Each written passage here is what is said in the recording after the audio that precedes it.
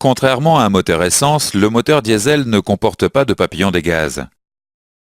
Sur un moteur diesel, le couple moteur est géré par la quantité de gazole injecté. Cliquez sur la pédale d'accélérateur pour augmenter la demande de couple. Lors d'une demande de couple plus importante, la quantité de gazole injecté augmente. Cliquez sur la pédale d'accélérateur pour diminuer la demande de couple. Lors d'une demande de couple plus faible, la quantité de gazole injecté diminue.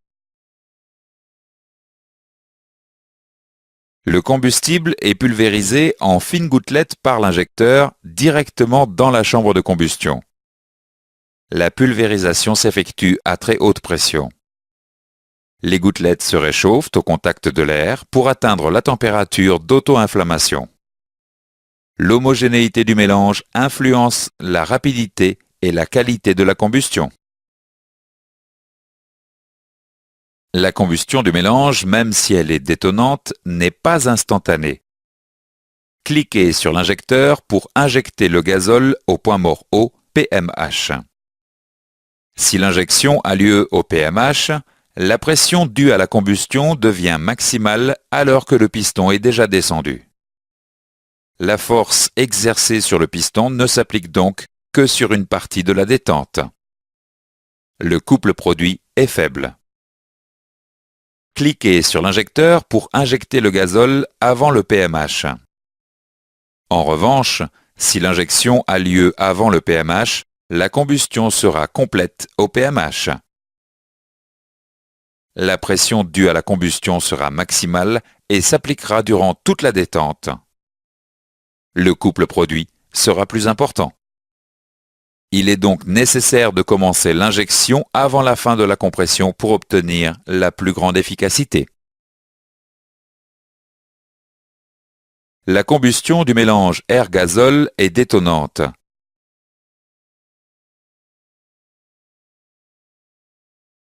L'élévation de pression dans la chambre de combustion est brutale. Cette élévation de pression entraîne des vibrations et un bruit de claquement caractéristique des moteurs diesel. Certains systèmes réalisent une pré-injection avant l'injection principale. Cliquez sur l'injecteur pour voir l'utilisation de la pré-injection. La pré-injection amorce la combustion avec une petite quantité de gazole. L'élévation de pression dans la chambre de combustion est alors progressive. Les vibrations et les bruits sont atténués. Cette stratégie n'est plus utilisée à partir d'une certaine charge. Certains systèmes utilisent également une post-injection pour améliorer le traitement des polluants. Cliquez sur l'injecteur pour voir l'utilisation de la post-injection. Une petite quantité de gazole est injectée après l'injection principale en fin de détente. Le gazole non brûlé est évacué avec les gaz d'échappement et est utilisé par les systèmes de dépollution.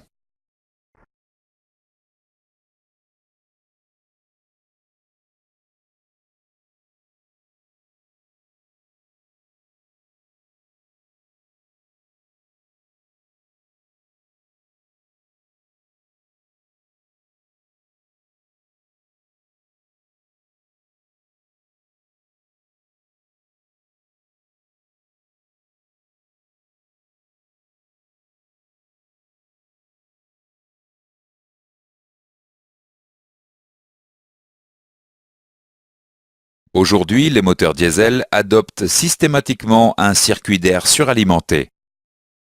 L'utilisation d'un turbocompresseur améliore le rendement du moteur et joue un rôle important dans la dépollution.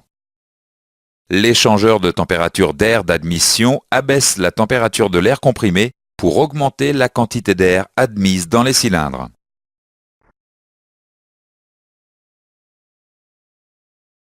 Faisons maintenant quelques exercices avant de continuer. Quel type d'allumage est utilisé sur les moteurs diesel? Quel élément permet d'abaisser la température de l'air comprimé? Dans ce chapitre, nous avons vu les points suivants. Le couple moteur est géré par la quantité de gazole injecté. La pulvérisation du combustible en fines gouttelettes s'effectue à très haute pression. Il est nécessaire de commencer l'injection avant la fin de la compression pour obtenir la plus grande efficacité. La pré-injection amorce la combustion avec une petite quantité de gazole. L'élévation de pression dans la chambre de combustion est alors progressive. Certains systèmes utilisent également une post-injection pour améliorer le traitement des polluants. L'utilisation d'un turbocompresseur et d'un échangeur de température d'air d'admission améliore le rendement du moteur et la dépollution.